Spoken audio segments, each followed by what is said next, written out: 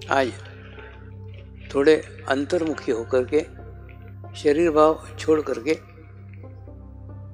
आत्म भाव में जाकर के आज आत्मचिंतन करो कि मैंने जन्म ही क्यों लिया है, मेरा जन्म ही क्यों हुआ, मैंने ये शरीर क्यों धारण किया। थोड़ा विचार करो ना, थोड़ा चिंतन करो ना, ये जन्म लेने का उद्देश्य क्या था। आपको आश्चर्य होगा, आपका जन्म विचारों के कारण हुआ है। आप विचार को एकदम छोटा समझते हो, तुच्छ समझते हो, मामूली समझते हो। ये मामूली नहीं है, विचारों के कारण ही आपका जन्म हुआ है। कैसे? अब प्रश्न आता है, विचार कैसे आए? विचार आए संगत से। आप जिन लोगों के सानिध्य में, जिन लोगों के संगत में रहे ना, वो लोग जैसे विचार करते हैं वैसे ही विचार आप करने लग गए। तो संगत का बहुत बड़ा महत्व है।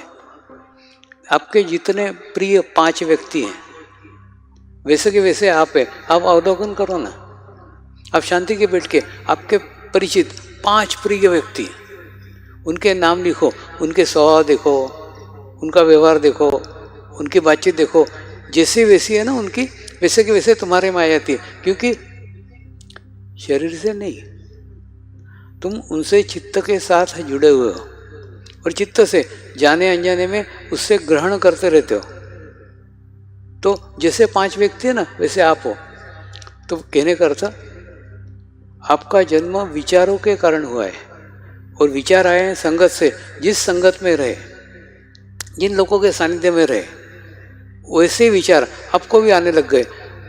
और विचार आने से धीरे धीरे जैसे विचार आ रहे थे, एक बार विचार आया, 2 बार विचार आया, 3 बार विचार आया, धीरे धीरे वैसे ही आपके हाथों से कर्म घटित हो गए।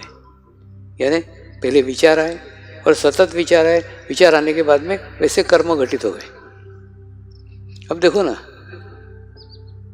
कई लोग आत्महत्या करते हैं। आपके भी मन में कभी ना कभी, किसी न किसी दिन आत्महत्या का विचार आया ही होगा। ये सबसे ज़्यादा नकारात्मक स्थिति है आपकी। सबसे ज़्यादा खराब स्थिति जब आपकी होगी ना, तब आपको आत्महत्या का विचार आएगा। अच्छा, वो विचार पानी के बबूली जैसा आया और चला गया, कोई बात नहीं। लेकिन वो अगर बार बार आ रहे हैं तो पहले अपनी संगत को चेक करो।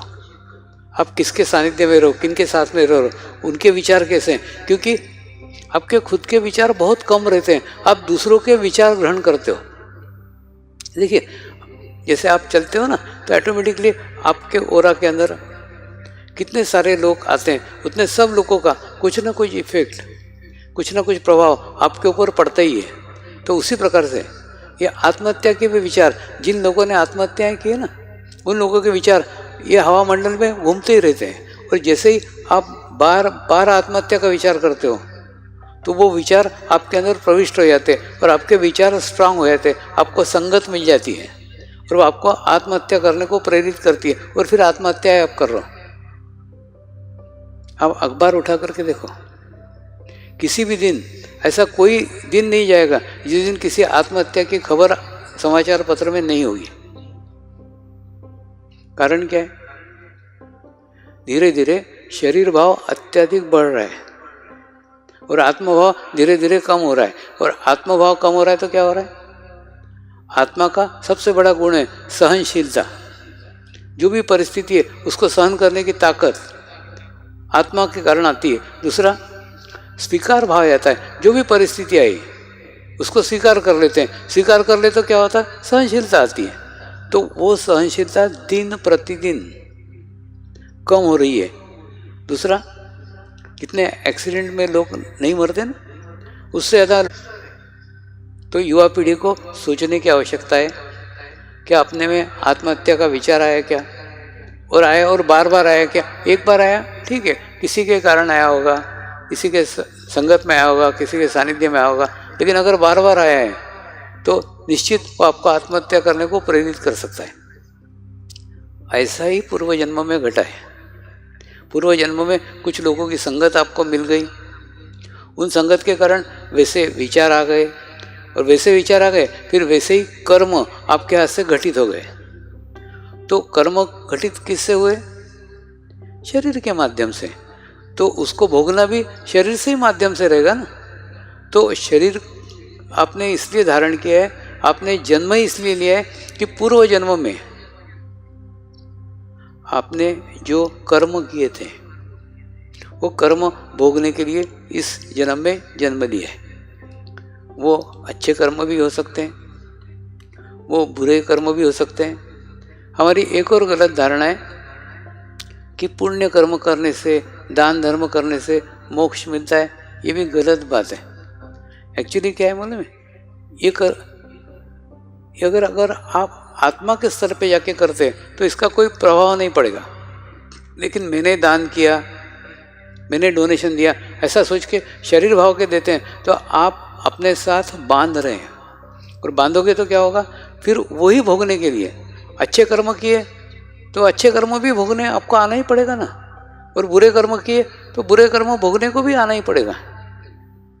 तो आपका जन्म आपके कर्मों को भोगने के लिए हुआ है, ये बात समझ लो। एक दूसरा, कर्म भोगते समय कुछ तो करोगे ही ना, कुछ भी नहीं करोगे ऐसा नहीं, कुछ तो करोगे। और जो करोगे फिर वो कर्म फिर तुम्हारे साथ बन जाएंगे और फिर वो भोगने फिर अगला जन्म लेने पड़ेगा।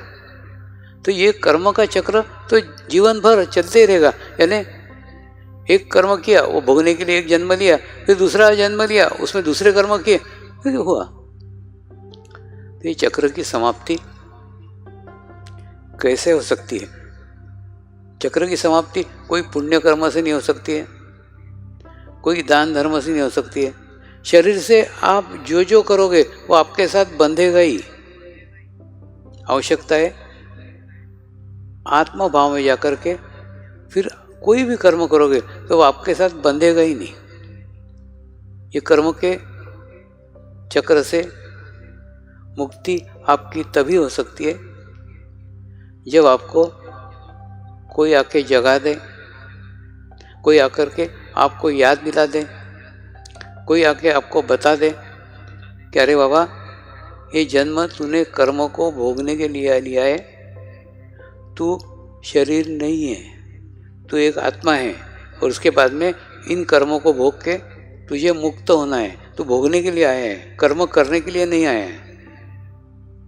ऐसे जगाने के लिए जब कोई परमात्मा किसी शरीर के माध्यम से आता है, उस माध्यम को ही गुरु कहते हैं।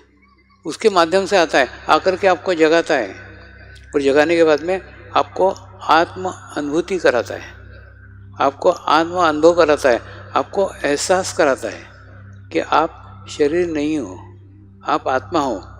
तो वो होने के बाद में फिर उस अनुभूति से आपको ज्ञान हो जाता है, आपको नॉलेज हो जाता है कि आप शरीर नहीं हो, आप आत्मा हो। तो क्या होता है, फिर जो भी कर्म करते हैं वो मैं के साथ नहीं होते, वो शरीर भाव के साथ नहीं होते। तो फिर कोई कर्म बंधते ही नहीं है, नहीं तो अन्यथा वो एक चक्र चलते ही रहेगा ना। होता है ना, जापान में बार बार ये प्रश्न पूछा जाता है कि जब सब निश्चित है, जो होना है वो निश्चित है, फिर परमात्मा को काय को चाहिए, ध्यान काय को चाहिए, सब करने की जरूरत क्या है? तो उनको उत्तर दिया कि अगर ध्यान करोगे, मेडिटेशंस करोगे तो क्या होगे, तुम्हारा कर्ता भाव समाप्त हो जाएगा और पूर्व जन्म के कर्म भोगते भोगते भोगते तुम यहाँ तक पहुँचोगे जहाँ तुम्हारे पूर्व जन्म के सारे कर्म खत्म हो गए, समाप्त हो गए। और उसके बाद में तुमको एक आध्यात्मिक स्थिति प्राप्त हो जाएगी, तुम्हारे को एक अच्छा ओरा निर्माण हो जाएगा, तुम्हारा एक अच्छा आभामंडल निर्माण हो जाएगा कि तुम्हारे हाथ से बुरा कर्म होगा ही नहीं।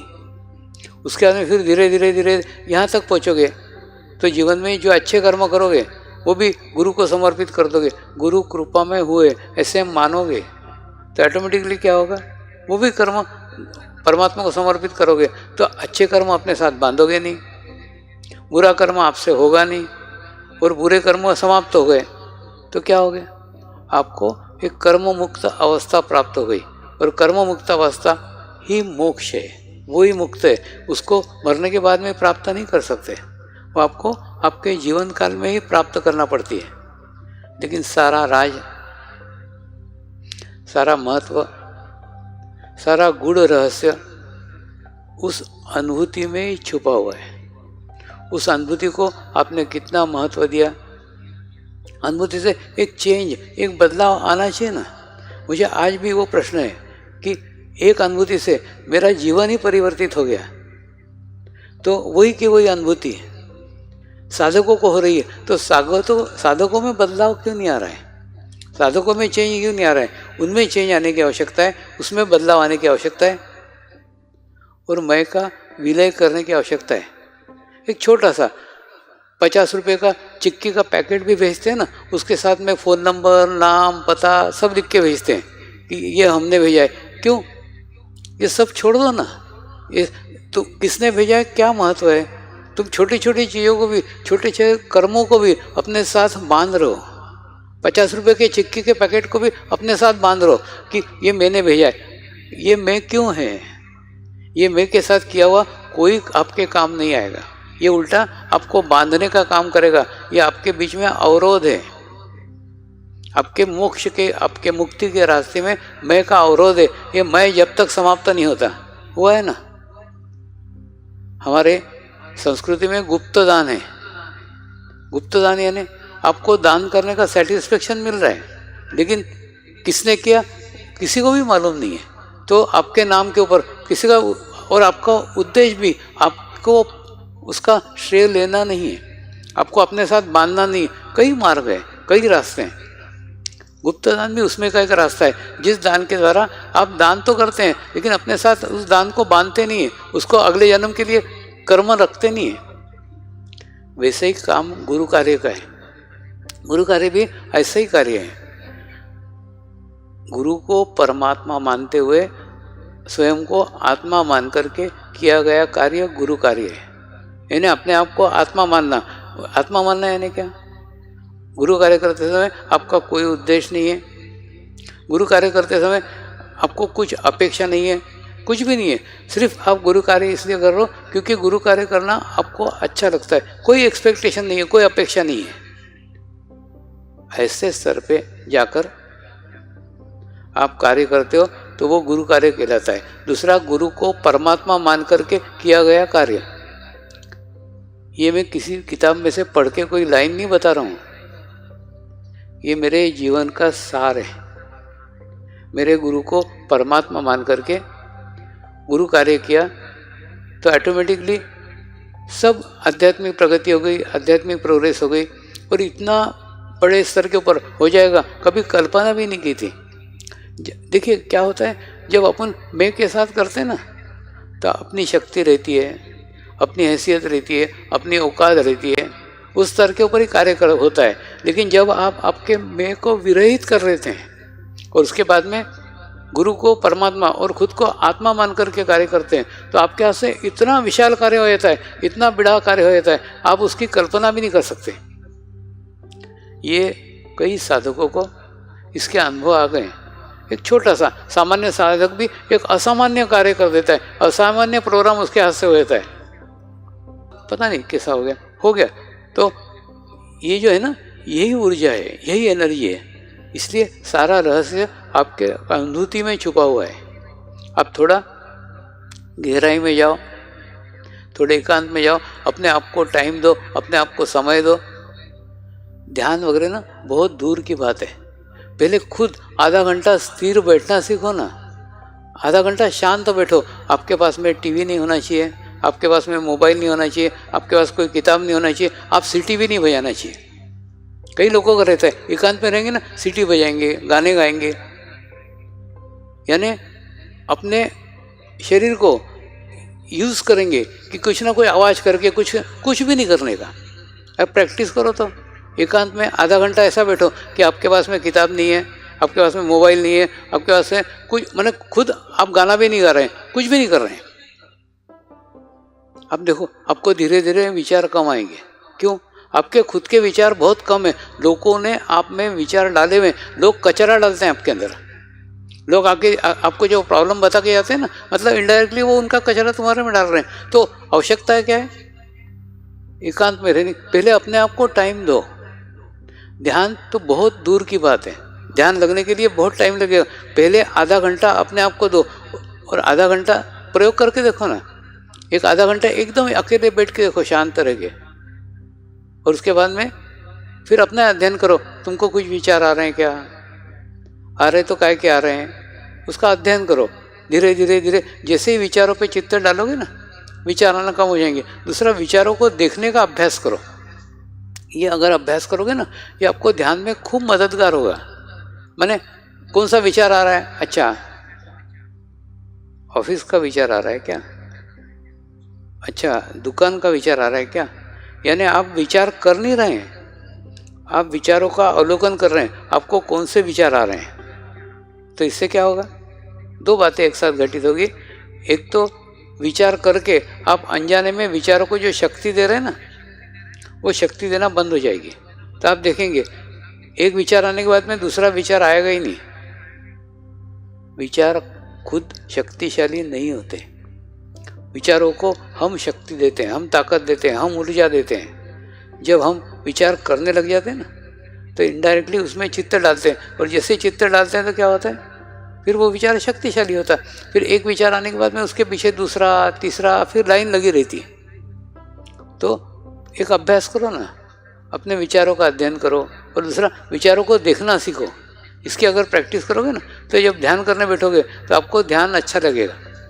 तो ध्यान लग रहा है, ठीक है, नहीं लग रहा है ना, तो पहले ध्यान को छोड़ के आधा घंटा अकेले में रहो, एकांत में रहो। अकेले में रहा गया, अपनापन आपको ही साथ देगा, आपको ही स्ट्रांग करेगा, आपको ही मजबूत करेगा। दूसरा, छोटी छोटी बातें, कुछ भी संकल्प करो, कुछ भी निश्चय करो ना, तो उसको पूर्ण करो, उसको तोड़ो मत। जैसे समझ लो आज मेरे को शनिवार है, आज मेरे को खाना नहीं खाने का, मेरे को उपवास करने का है, ये आपने संकल्प किया, और उसके बाद में माँ ने बोला नहीं रे आज बहुत तेरे पसंद की सब्जी बनाई है, खाना खा ले, खा लिया। तो तुमने ही बनाया हुआ संकल्प तुमने ही तोड़ दिया। इससे तुम्हारी आत्मा वीक होती है, आत्मा कमजोर होती है। आवश्यकता क्या है कि आत्मा को स्ट्रांग करने के लिए छोटे छोटे संकल्प करो ना, और संकल्प करके उसको पूर्ण करो।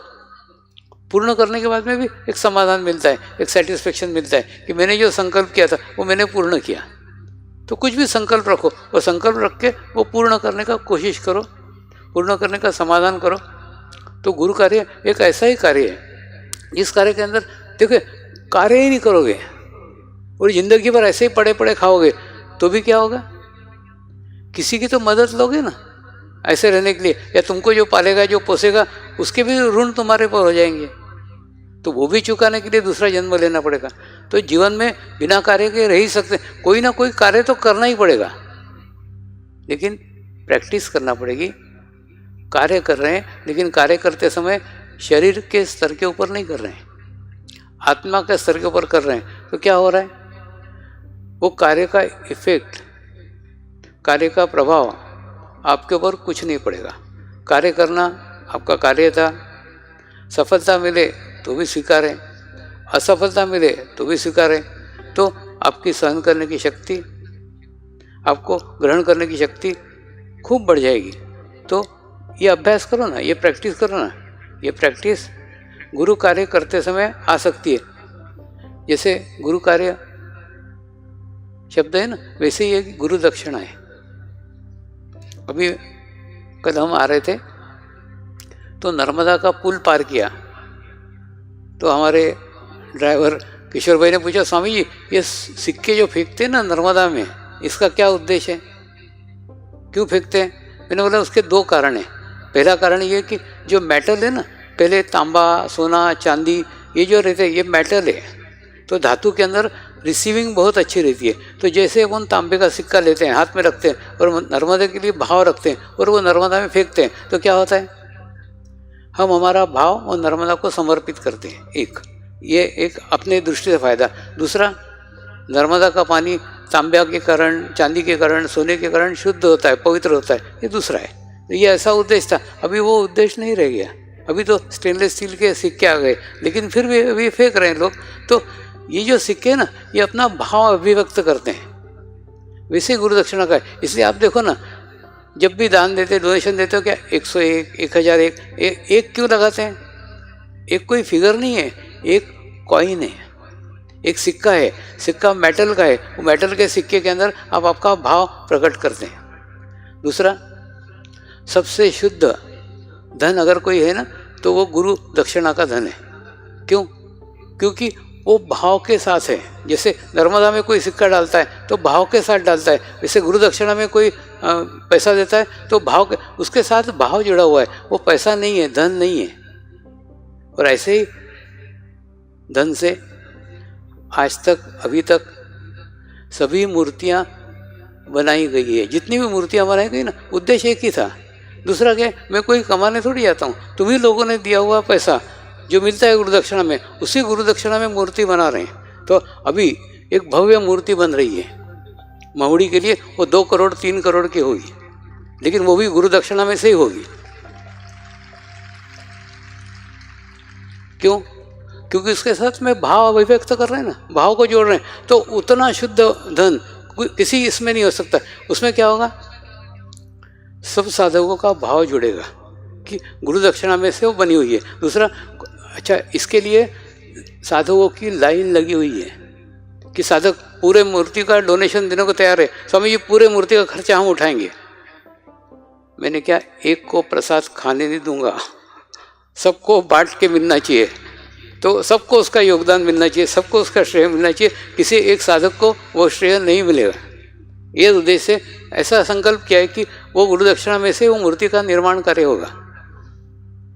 तो कहने का अर्थ, गुरु दक्षिणा का जो पैसा है, कई होता है ना, कई साधक व्यापार शुरू करते हैं, व्यवसाय शुरू करते हैं, वो मांगते हैं स्वामी जी आपका कोई आशीर्वाद दो ना, कोई प्रसाद दो ना। तो उनको मैं बोलता हूँ, जो दे रहा हूँ ना उसको खर्च मत करना, उसको संभाल करके रखना, वही वृद्धिगत करेगा, वही बढ़ाएगा। तो कहने का अर्थ, गुरु दक्षिणा भी एक ऐसा माध्यम है जिस माध्यम से आप आपका भाव समर्पित करते हैं। और ऐसे बहुत कम भाग्यशाली लोग हैं जिनको उस गुरु दक्षिणा में से धन प्राप्ति होती है, बहुत कम है, बहुत नहीं। जो पास में रहते हैं, जो मिलते हैं, वो दूसरा, किसी ने भी कोई अच्छा कार्य किया, मैं उनको बोलता हूँ ये इसमें का थोड़ा थोड़ा सबको बांटना, जैसे तेरे को मिला है। होता है ना, जैसे वैष्णो देवी के मंदिर सब थोड़े जाते हैं। अगर हम वैष्णो देवी के मंदिर दर्शन को गए, सब लोग इतने भाग्यशाली नहीं हैं कि वैष्णो देवी के मंदिर पहुंच सके, जा सके। आप भाग्यशाली हो, आप गए हो, आपने दर्शन किए, आप जो प्रसाद लेके आए हो ना, वो प्रसाद सबको थोड़ा थोड़ा थोड़ा थोड़ा थोड़ा थोड़ा बांटोगे। ठीक उसी प्रकार से गुरु दक्षिणा का भी है। गुरु दक्षिणा में से अगर आपको आपके भाग्य से, आपको आपके नसीब से अगर कुछ धन मिलता है, उसको भी सब में बांटो, थोड़ा थोड़ा थोड़ा। वो प्रसाद है, प्रसाद कोई खाने के लिए थोड़ी होता है, वो बांटने के लिए होता है। सबको बांटो, जितना बांटोगे उतना वृद्धि होगा, तुम्हारा भी भला होगा, उसका भी वृद्धि होगा। तो सोचो ना, तुम्हारे माध्यम से इतने सारे लोगों का अगर अच्छा होता है, इतने सारे लोगों का भला होता है, तो कितनी अच्छी बात है। तो कहने का अर्थ, ये सब जो शब्द है ना, ये केवल शब्द नहीं है, इन शब्दों के पीछे भावनाएं जुड़ी हुई है, भाव जुड़े हुए हैं। तो इसीलिए इस कार्य को आत्मा बन करके करो। देखो, कोई ना कोई कार्य तो हम करेंगे ही, लेकिन वो कार्य हम दिन भर देह स्तर के ऊपर करते हैं। एक स्थान, एक जगह ऐसे रखो जहाँ पे हम आत्मा बन करके ही प्रवेश करें। तो इसलिए कभी भी सेंटर पे जाओ, कभी भी आश्रम में जाओ, तो आप आत्मा बन करके जाओ ना। तो शरीर भाव की बातें मत करो। क्यों? क्योंकि शरीर स्तर पे तो आप दुनिया में बात कर रहे हो, आपको रिलैक्सेशन कहाँ है? कौन सी ऐसी जगह है जहाँ पे आपका शरीर भाव नहीं है? तो ऐसा शरीर भाव छोड़ करके अगर आप जा कर के किसी स्थान पे रिलैक्स हो सकते हो, कहीं जा कर के अपना शरीर भाव भूल सकते हो, तो वो स्थान सेंटर है। वो क्यों? क्योंकि वहाँ सामूहिक रूप से सब जो प्रयत्न करने आप आए हो, जो प्रयास करने आप आए हो, वही प्रयास करने सब आए हैं। सब लोग अपना शरीर भाव छोड़ करके आत्मभाव ग्रहण करने के लिए आए हैं। तो जैसे वो आए वैसे ही आप आए हो। तो एक सामूहिकता है, एक कलेक्टिविटी है, उस कलेक्टिविटी के अंदर वो आपको प्राप्त होता है। दूसरा, हिमालय के तलहटी में कई आदिवासी जातियाँ धरती को माँ कहती है। मतलब उनके ना विचार सुनोगे तो एकदम विचित्र है। किसी पहाड़ को वो देवता मानते हैं, यानी उस पहाड़ के ऊपर कभी कोई चढ़ेगा ही नहीं। क्यों? उस पर पैर भी नहीं रखे, वो सोचे नहीं वो देवता है, उसकी पूजा करेंगे, ये उस पर चढ़ेगा नहीं। उसी प्रकार से वो धरती को भी माँ कहते हैं और धरती को जुड़ करके प्रार्थना करते हैं, प्रेयर करते हैं, और प्रार्थना करने मात्र से उनकी बीमारियां ठीक हो जाती है, उनकी समस्याएं ठीक हो जाती है। और ये केवल अंधश्रद्धा नहीं है। कराड़ के मेडिकल कॉलेज में मैंने डॉक्टर लोगों का एक शिविर लिया था। उस शिविर में सब डॉक्टरों को ये करवाया था कि कैसे ही आपको रिलैक्सेशन होता है, कैसे ये वाइब्रेशंस चेंज होते हैं, कैसे वाइब्रेशन बदलते हैं, कैसे धरती आपके अंदर की निगेटिविटी खींचती है। तो कई डॉक्टरों ने भी अनुभूति की कि बहुत अच्छा लगता है, बहुत रिलैक्सेशन लगता है। तो ये जैन मुनियों को अक्सर उनके शिविरों में कराते रहता हूँ, लेकिन डॉक्टरों को वहाँ पहली बार कराया। कराड़ में एक कृष्णा मेडिकल कॉलेज था, वहाँ डॉक्टरों का एक शिविर हुआ था। उस शिविर के अंदर ये प्रयोग कराए थे, सबको रिलैक्सेशन कराया था, सबको एक हुआ था। तो धरती के अंदर एक गुरुत्वाकर्षण शक्ति रहती है। जब हम अपने आप को पूर्ण समर्पित कर देते हैं तो ऑटोमेटिकली वो आपके अंदर के विचारों को, आपके दोषों को पूर्णतः खींच के आपको बैलेंस कर देती है, आपको संतुलित कर देती है। परमेश्वर ने जब आपको जन्म दिया ना, तो जन्म के साथ साथ आपको संतुलित करने के लिए, आपको बैलेंस करने के लिए धरती के रूप में एक सहारा, एक माध्यम दिया हुआ है। तो लेकिन आज हम उस सहारे से दूर हो गए हैं। हम घर में चप्पल पहन के घूमते हैं, ऑफिस में जूते पहन के घूमते हैं, तो धरती के साथ हमारा कहीं संबंध ही स्थापित नहीं है। इसलिए आवश्यकता है धरती के साथ जुड़ो। धरती आपकी माता है। आप जैसे माँ के गोद में एकदम रिलैक्स फील करते हो, वैसे धरती पे बैठो तो एकदम रिलैक्स फील करो ना। आप आपके धरती माँ के गोद में बैठे हुए, ऐसा फील करो। दूसरा, अब जैसे जैसे ध्यान की गहराई में जाते जाओगे ना, आपको आपके जीवन का उद्देश्य समझ में आएगा। ये उद्देश्य सब लोगों को पता ही रहता है, लेकिन कब तक? 4 साल तक, 5 साल तक। मुझे भी याद है, जब तक मैं स्कूल नहीं गया था ना, तब तक वो उद्देश्य मुझे याद था। उसके बाद में मुझे स्कूल में डालने के बाद फिर पढ़ाई एक चालू हो, फिर धीरे धीरे वो उद्देश्य भूल गया। बचपन में मुझे लगता था मैं सामान्य मनुष्य नहीं हूँ, मेरे जीवन का एक उद्देश्य है। वो उद्देश्य क्या है वो नहीं पता था, लेकिन मेरा कोई जीवन का उद्देश्य है। मैं साधारण मनुष्य शरीर का जीवन जीने के लिए नहीं पैदा हुआ हूँ, लेकिन वो उद्देश्य याद नहीं था। लेकिन सामान्य मनुष्य नहीं हूँ इतना याद था। लेकिन धीरे धीरे धीरे जैसे स्कूल में गए ना, वैसे वैसे कम हुआ। वैसे बच्चों का है। अब देखो, छोटे बच्चों का अध्ययन करो जो स्कूल नहीं जाते। आजकल तो 1.5 साल में भी वो नर्सरी में भेजने लग गए, लेकिन 5 साल से नीचे छोटे बच्चों का देखो। कई बार एक आधा बच्चा पानी के साथ खूब डरता है, जबकि पानी से उसका कभी कोई संबंध नहीं आया, लेकिन पिछले जन्म में पानी के कारण उसकी मृत्यु हुई रहती है। तो उसको एक पानी का डर रहता है, किसी को आग का डर रहता है, किसी को ऊंचाई का डर रहता है। ये सब घटनाएं पूर्व जन्म के साथ संबंधित रहती है। आप भी जैसे ही गहराई में जाओगे ना, धीरे धीरे धीरे धीरे अगर आप वो बचपन तक पहुँचे, उस 5 साल के पहले समय तक पहुँचो ना, कोशिश करो ना। आपके बचपन की एकदम छोटी सी छोटी बातों को याद करो कि अच्छा वो पिताजी मेरे को वहाँ लेके गए थे, उतना मेरे को याद है। ऐसे करके एक एक छोटी छोटी छोटी बातें याद करो। तो जैसे ही पीछे पीछे पीछे जाओगे ना, तो अचानक आपको आपके जीवन का उद्देश्य भी समझ में आएगा कि आपने कौन से कर्म किए थे, कौन से कर्म भोगने के लिए आपने जन्म लिया है, वो कर्म कौन से भोगने के हैं, जो भोगने के बाद में फिर मुक्ति है, फिर मोक्ष है। ये सब बातें आपको धीरे धीरे याद आएगी। आप कोशिश करो ना, आप प्रयत्न करो खूब छोटी छोटी बातें याद करने का। 5 साल के पहले की कितनी याद आती है आपको, देखो। याद आ सकती है, आएगी, लेकिन अभ्यास करना पड़ेगा, प्रयत्न करना पड़ेगा। लेकिन उसके लिए चित्त को शुद्ध करना पड़ेगा। चित्त को पवित्र करना पड़ेगा। देखिए चित्त जो है ना, अगर शुद्ध हो जाता है, पवित्र हो जाता है, तो क्या होता है, उसके अंदर एक शक्ति है, वो जब चाहे जब पीछे जा सकता है और जब चाहे जब आगे जा सकता है। मैंने कई सौ साल बाद की भी बात वो बता सकता है, कई सौ साल पहले की बात बता सकता है, दोनों बातें। ये कोई त्रिकाल ज्ञानी प्रकार नहीं है, त्रिकाल ज्ञानी कोई शक्ति नहीं है, त्रिकाल ज्ञानी कोई स्थिति नहीं है।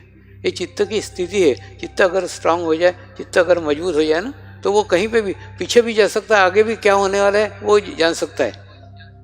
ऐसे कई अनुभव मुझे भी मेरे जीवन में आए, आप भी आपके जीवन में ले सकते हैं। लेकिन वो चित्त शुद्ध होने पर, चित्त शुद्ध से मेरा आशय आपके मन में किसी के प्रति नफरत नहीं हो, किसी के प्रति घृणा नहीं हो, किसी के प्रति प्रेम नहीं हो, कुछ भी नहीं हो,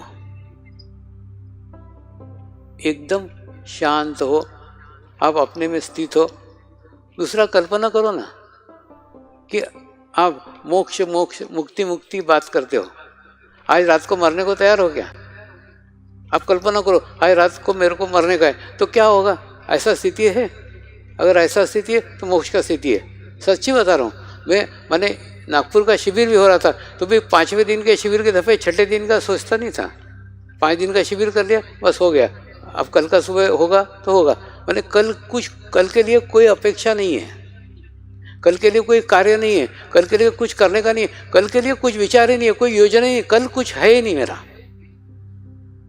ऐसे स्थिति में रिलैक्स होके सोता था। हाँ सुबह उठ गए, अच्छा उठ गए क्या, हाँ ठीक है फिर आज के कार्य करेंगे। तो ऐसे प्रतिदिन अपना आज आखिरी दिन है ये सोच करके करो ना, तो क्या होगा? ऐसा है क्या जीवन में? नहीं, तुम आगे के स्कीम सोच के रखते हो, 5 साल बाद ये करेंगे, 10 साल बाद ये करेंगे, कल ये करेंगे, कितनी योजनाएं रहते हैं। आप देखो ना, सोते समय क्या विचार करके सोते हो?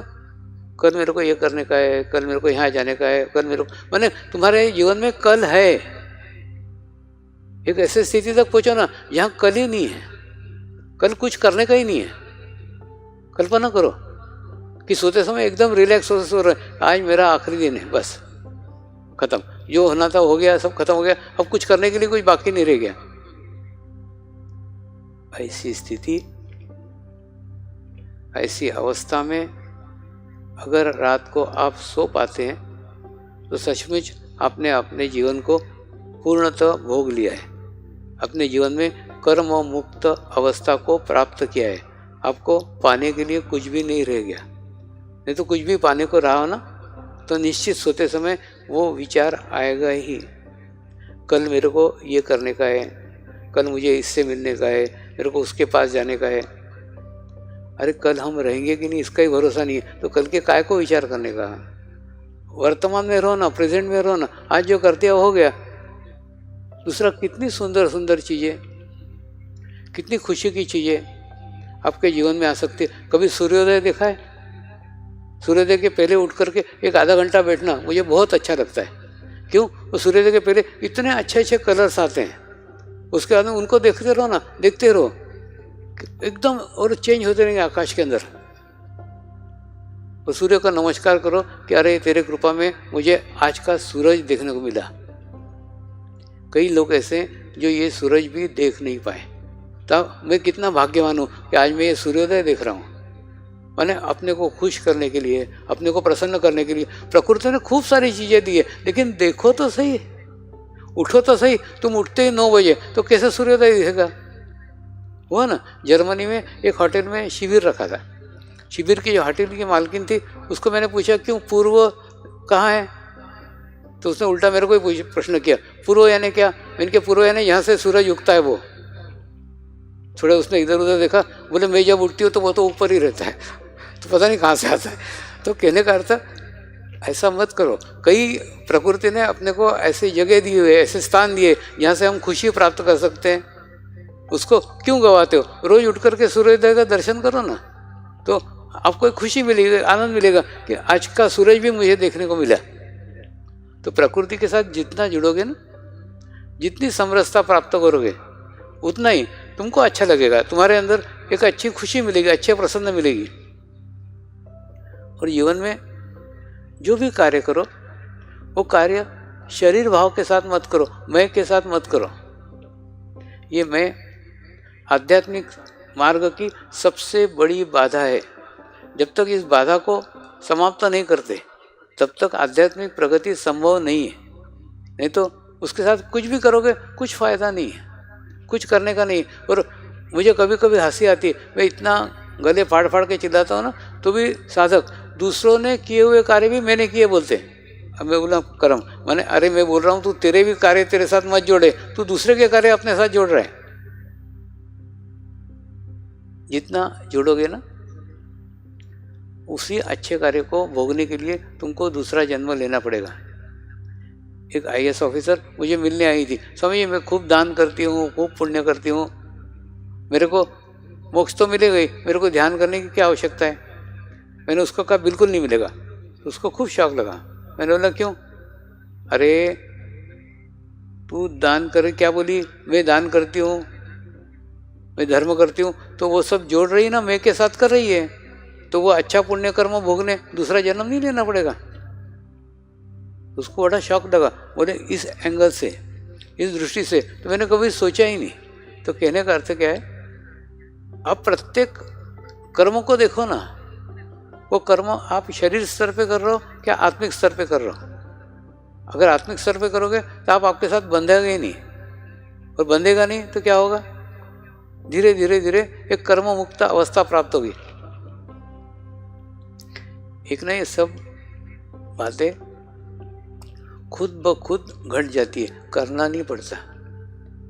जैसे जैसे ध्यान करोगे ना, जैसे जैसे मेडिटेशन करोगे, वैसे वैसे धीरे धीरे धीरे धीरे ये सब बातें आपके जीवन में घटना चालू हो जाएगी। मैं कब विलय हो गया आपको ही आपका पता नहीं चलेगा। दूसरा, तब आपको पता चलेगा कि आपने जो जन्म लिया है वो केवल और केवल अपने कर्मों को भोगने के लिए लिया है। किसी के साथ प्रेम करने के लिए, किसी के साथ लगाव करने के लिए नहीं लिया हुआ है। नियमित रहते रहते सानिध्य के कारण लगाव हो गया है, सानिध्य के कारण प्रेम हो गया। होता है ना, जैसे एक नाटक का रंगमंच है, उस रंगमंच के ऊपर जाके हम नाटक कर रहे हैं, तो नाटक के अंदर एक राजा है, एक रानी है, एक गुलाम है, एक सिपाही है, तो सचमुच वो उनके जीवन में है क्या? नहीं है। तो राजा उस नाटक पुरता है, बाद में नहीं है। तो उसी प्रकार से ये दुनिया में एक रंगमंच है, इसके ऊपर हम आए हुए हैं, और आने के बाद में हम हमारा रोल अदा कर रहे हैं। रोल समाप्त हो जाएगा, फिर सब समाप्त हो जाएगा, उसके बाद में कुछ भी नहीं रहेगा।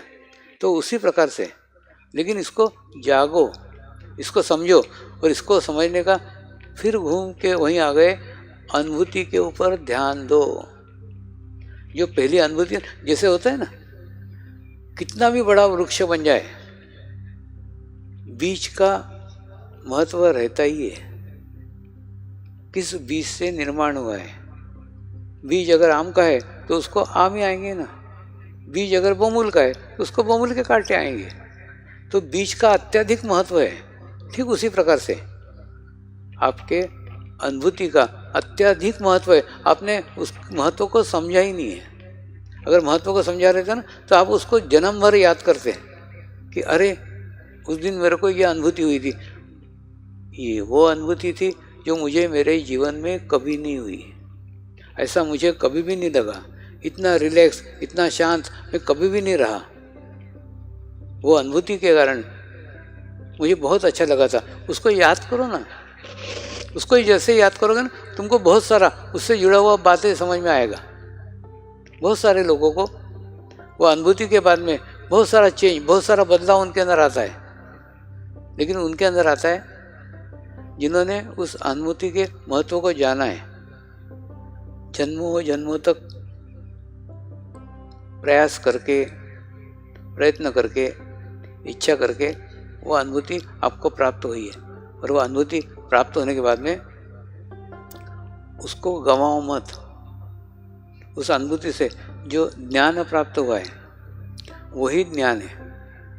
ये पुस्तकों का ज्ञान ज्ञान नहीं है, ये जानकारी है, इन्फॉर्मेशन है। जो कुछ हो गया है ना, उस बातें को कही गई है। लेकिन अनुभूति का जो ज्ञान है वो ज्ञान मुख्य ज्ञान है। और वो ज्ञान होने के बाद में फिर आपको सब ज्ञान हो जाता है। दुनिया की जानकारी लेना आजकल ना एक स्वभाव हो गया है। दुनिया की सब इन्फॉर्मेशन, दुनिया की सब जानकारी मुझे सबसे पहले होनी चाहिए। हाँ, सारी जानकारी भी हो गई तो भी क्या फ़ायदा अगर आप अपने आप को नहीं जाने। आवश्यकता है ना, आप अपने आप को जानो ना, और अपने आप को जानने के बाद में पूरे दुनिया की जानकारी आप यहाँ बैठे बैठे प्राप्त कर सकते हैं। आपको कोई इंटरनेट देखने की ज़रूरत नहीं है, कोई गूगल सर्च करने की ज़रूरत नहीं, कुछ नहीं है। यहाँ बैठ कर के दुनिया के किसी भी व्यक्ति के बारे में संपूर्ण जानकारी आप प्राप्त कर सकते हैं। इतना बड़ा क्षेत्र योग का है और ये योग से संभव है। लेकिन पहले अपने आप को जानो। क्या होता है, हम या वो व्यक्ति एक ही विश्व चेतना के साथ जुड़े हुए हैं, भले वो किसी धर्म का हो, भले वो किसी देश का हो, भले वो किसी जाति का हो, किसी रंग का हो, लेकिन जुड़ा तो वो एक ही विश्व चेतना के साथ है ना। तो अगर हम विश्व चेतना के साथ समरस हो गए तो वो भी जुड़ा ही हुआ है, तो उसके बारे में उसकी जानकारी हमको आसानी से प्राप्त हो सकती है। तो कहने का अर्थ, सबसे पहले अपने आप को जानो, अपनी स्थिति अच्छी करो, अपना चित्त शुद्ध करो, अपना चित्त पवित्र करो।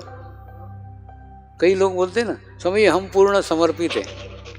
समर्पित है तो मेरी झेरॉक्स कॉपी होना चाहिए, जैसी मेरी स्थिति है वैसी तुम्हारी स्थिति है होना चाहिए। है क्या?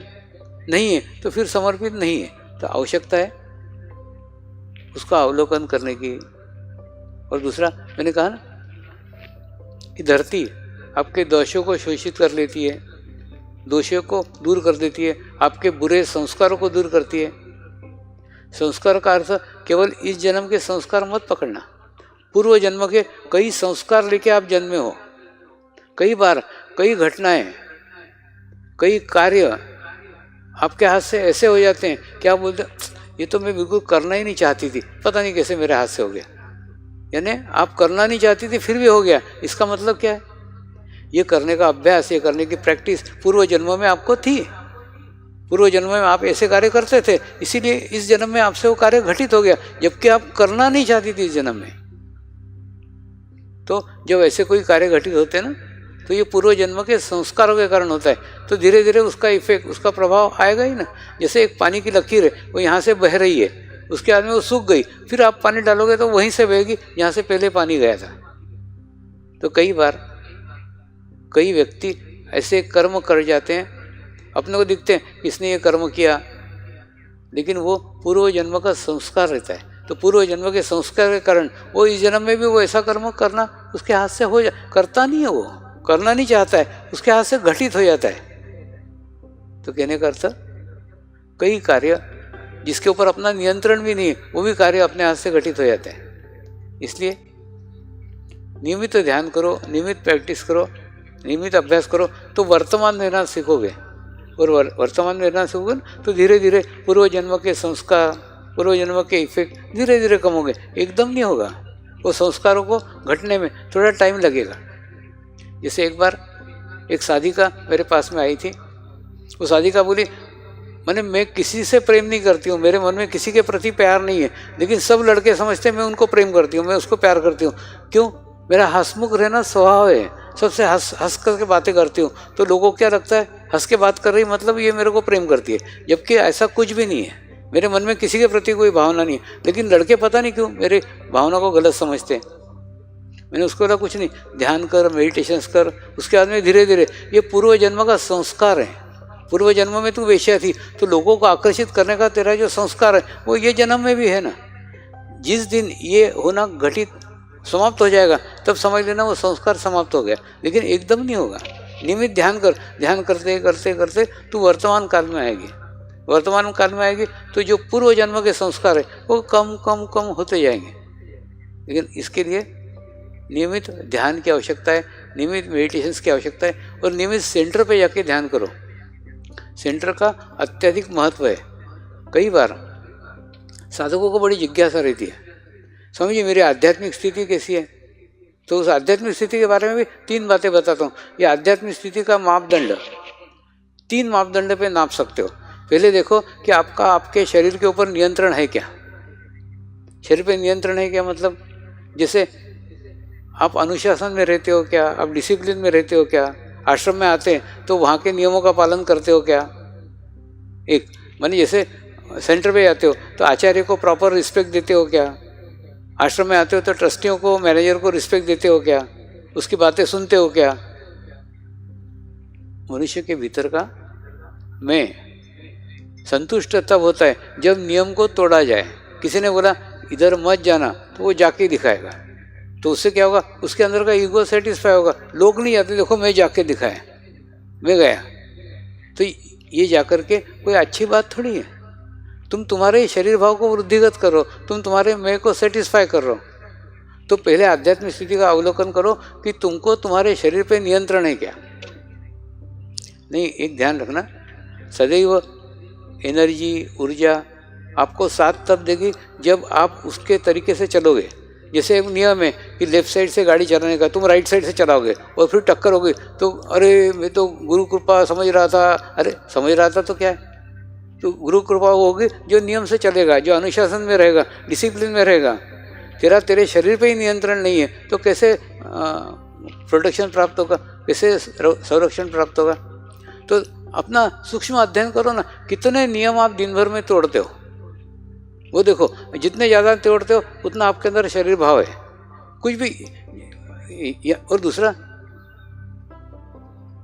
आश्रम हो या सेंटर हो, ये वो जगह है जहाँ पे आप अपने नियंत्रण को वृद्धिगत कर सकते हो। जैसे आचार्य ने बताया कि सेंटर पे ये कार्य करने का है तो उसमें सहयोग करो, माने जो भी है उसके जो नियम बता रहे हैं उसका पालन करो ना। तो वो आपको धीरे धीरे, वो सेंटर हो या आश्रम हो, वो आपको नियमों को पालन करने का आदत डालेगा। आपका अभ्यास होगा, नियमों को पालन करना है, आचार्य को रिस्पेक्ट करना है, ट्रस्टियों को रिस्पेक्ट करना है, मैनेजर को रिस्पेक्ट करना है। ये करते हो क्या? देखो ना। और कौन सी भाषा का उपयोग करते हो, उससे बहस करते समय अपनी बात कहो ना, लेकिन बात करने का तरीका रहता है, उस तरीके से बात करो। अभद्र भाषा में बात मत करो। और अगर ये करो ना, तुम्हें तुम्हारे अहंकार का प्रदर्शन कर रहे हो, उसमें कुछ भी नहीं हो रहा है। इसलिए सबसे पहले अनुशासन आपके शरीर भाव को प्रदर्शित करता है। अगर आपके अंदर अनुशासन है, आपके अंदर डिसिप्लिन है, तो क्या होगा? शरीर भाव के स्तर के ऊपर आपकी आध्यात्मिक प्रगति हो गई। ये आध्यात्मिक प्रगति की पहली पादान है। दूसरी पादान है विचारों की। आपको कैसे विचार आते हैं? सकारात्मक विचार आते हैं कि नकारात्मक विचार आते हैं? कई बार आप एक छोटा सा प्रयोग करके देखो ना, एक डायरी लो और आज जितने आपको विचार आए, अच्छे विचार आए हो, बुरे विचार, जब एकदम प्रामाणिकता से लिखो। बुरा भी विचार आया तो भी लिखो, अच्छा विचार भी आया तो भी लिखो। ऐसे रोज दिन भर में जैसे कोई विचार आए तुरंत जाके वो डायरी में लिख डाला। ऐसे करो, ऐसा एक हफ्ता करो। और एक हफ्ते के बाद में आप देखोगे तो आपको मालूम पड़ेगा आप भूतकाल के विचार करते हो कि भविष्य काल के विचार करते हो। विचार दो ही प्रकार के हैं, वर्तमान काल का कोई विचार नहीं होता। तो भूतकाल के अगर विचार करते हो तो आपके अंदर 8 दिन तक भूतकाल के विचार रहेंगे, और भविष्यकाल के विचार करते हो तो भविष्यकाल के रहेंगे। तो ये आपको निर्देश देगा कि आप कौन से विचार करते हो। तो उससे आप आपकी स्थिति को जान सकते, आप वर्तमान में कितने समय रहते हो। जितने ज़्यादा विचार आएंगे उतने विचार का अध्ययन करो। दूसरा, जिन लोगों के संगत में रहते हो, संगत का बहुत बड़ा महत्व है। आध्यात्मिक क्षेत्र में संगत का बहुत ज़्यादा महत्व है। आप किसके साथ में रहते हो? अगर जीवन में गरुड़ राज ऐसी ऊंची उड़ान मारने का है ना, तो कौवों के साथ उड़ना बंद कर दो। तुम कौवों के साथ उड़ोगे तो वो यहाँ नीचे नीचे नीचे मंडराएंगे, वो ऊपर नहीं लेके जाएंगे, तो तुमको ऊपर जाने की प्रेरणा भी नहीं मिलेगी, तुम्हारी इच्छा भी नहीं होगी ऊपर की ओर जाओ। इसलिए अच्छी सामूहिकता में रहो, अच्छे कलेक्शन में रहो, अच्छे संगत में रहो। तो दूसरा है विचार, आपको कैसे विचार आते। और तीसरा है, एक है शारीरिक स्तर पे, एक है मानसिक स्तर पे, और तीसरा है आध्यात्मिक स्तर पे।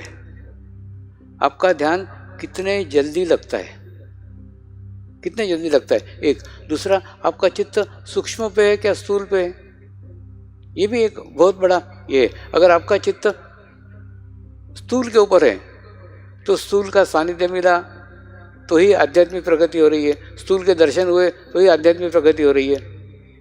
लेकिन धीरे धीरे सूक्ष्म के साथ जुड़ो। देखिए, सूक्ष्म कई साल तक रहने वाला है, स्थूल कई साल तक रहने वाला नहीं है। स्थूल का एक लिमिटेड समय है, उस समय के अंदर ही रहेगा, लेकिन उसके स्थूल समय में वो अपना निश्चित करता है कि उसको सूक्ष्म शरीर कितने दिन तक रखने का है। तो वो सूक्ष्म शरीर के साथ जुड़ोगे तो वो स्थूल शरीर रहे नहीं रहे तो भी आपको कुछ फर्क नहीं पड़ेगा, क्योंकि आपका कनेक्शन सीधा सूक्ष्म से जुड़ गया है। और दूसरा, अब आप बोलोगे हम कैसे पहचाने कि सूक्ष्म के साथ जुड़े कि नहीं जुड़े? तो जैसे ही आप गुरु को याद करते हैं, सूक्ष्म में याद करते हैं, तो भी आपके हाथों से वाइब्रेशन आने लग जाते हैं, आपको ध्यान लग जाता है, आपको एक आत्म शांति का अनुभव होता है। तो आप समझ लो कि आप सूक्ष्म के साथ जुड़ गए। तो सूक्ष्म का कार्यकाल बहुत बड़ा है, वो 800 सालों तक रहने वाला है। तो वो प्रोग्रामिंग करता है, गुरु अपने जीवन काल में प्रोग्रामिंग करता है। देखो ना, कई गुरु होके गए, जैसे शिरडी के साईं बाबा की अभी भी लोगों को अनुभूतियाँ आती है। क्यों आती हैं? उनका सूक्ष्म शरीर आज भी विद्यमान है ना।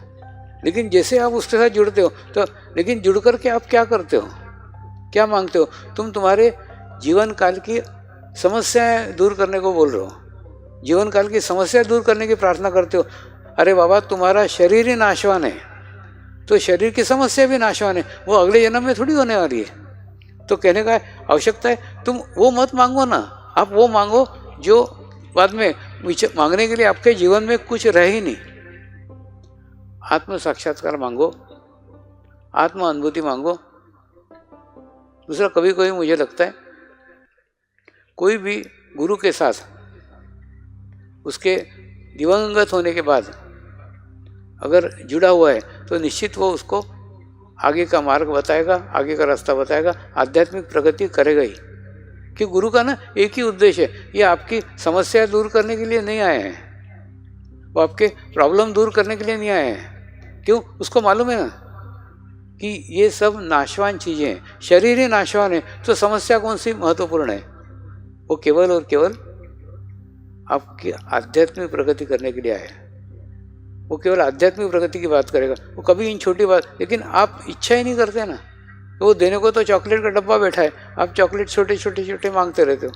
तो आवश्यकता है उसके साथ जुड़ करके सूक्ष्म पे चित्त रखो, तो आपकी आध्यात्मिक प्रगति एक, दूसरा आपके विचारों की प्रगति, आपके शरीर की प्रगति, ये सब प्रगति से आप आपका अध्ययन कर सकते हैं। आप किस स्तर के ऊपर जी रहे हैं, आप वर्तमान में किस स्तर पे जी रहे हैं? शारीरिक स्तर पे जी रहे हैं, वैचारिक स्तर पे जी रहे हैं, आध्यात्मिक स्तर पे जी रहे हैं? जिस स्तर पे जी रहे हैं वो आपकी आध्यात्मिक प्रगति है।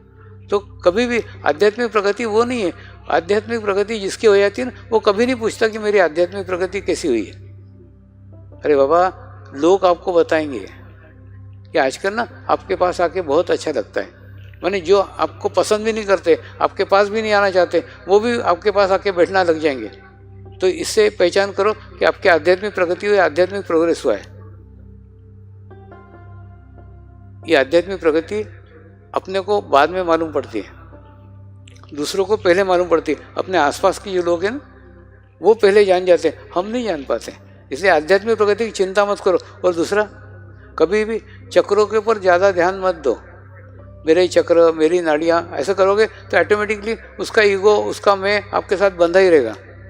आप बोलो गुरुदेव, चक्र भी आपको समर्पित है, नाड़ियाँ भी आपको समर्पित है, आप जानो, आपका काम जाने, मैं तो ध्यान करूँगा, मैं मेडिटेशन करूँगा, बस बाकी सब छोड़ दो, गुरु के ऊपर छोड़ दो। तो गुरु की नाड़ियाँ पकड़नी है, गुरु के चक्र पकड़नी है, आपके भी पकड़नी होंगे। एकदम आसान तरीका, आसान बात बता रहा हूँ।